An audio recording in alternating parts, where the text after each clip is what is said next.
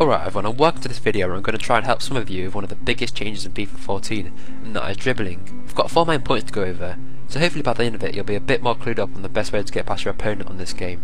Using L1 on PS3 or LB on Xbox to have really close control of the ball at your feet is something that's been around since FIFA 12. However, it's never really been needed due to the fact it's very easy to simply turn and run past players with ease. If you've played FIFA 14, you'll know that dribbling's been nerfed a lot, and you can't just glide past people anymore. So the use of L1 or LB to keep the ball close at your feet is really useful, and allows you to move in small amounts of space. It's especially useful in tight spaces when you need to move the ball, but you don't have much space to move in. It's second nature for a lot of people to simply hold sprint whenever they're on the ball, but with the first touch system now, the heaviness of dribbling, you just can't get away with sprinting everywhere on the ball as you'll just get tackled. So it may sound obvious, but you need to simply sprint less, and only sprint when you see an opportunity of space to run into. To maintain any sort of control of the ball at your feet, you have to be moving slow. The slower you move, the more control you have and the more you can do. To benefit from this best, you just turn analog sprint on, which you can do by going into Customize FIFA, Controls, and then simply turning it on. Turning analog sprint on means you can run faster than jogging pace, but not sprint at full pelt, which allows you to move at the appropriate speed that you want. Once again, this is another thing that you may have used in previous FIFAs.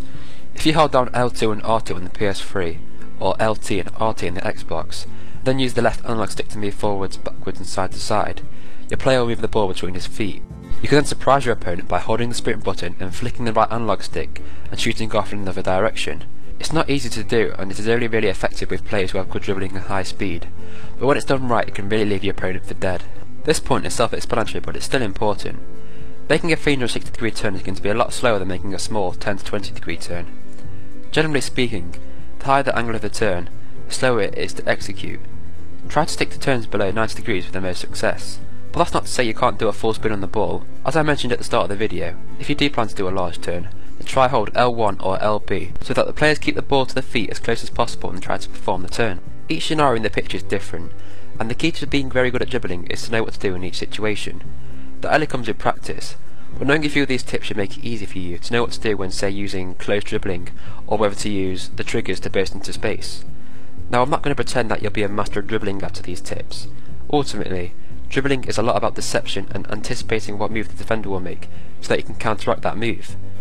But hopefully, these few tips will help you improve your success rate when it comes to dribbling in online or offline games.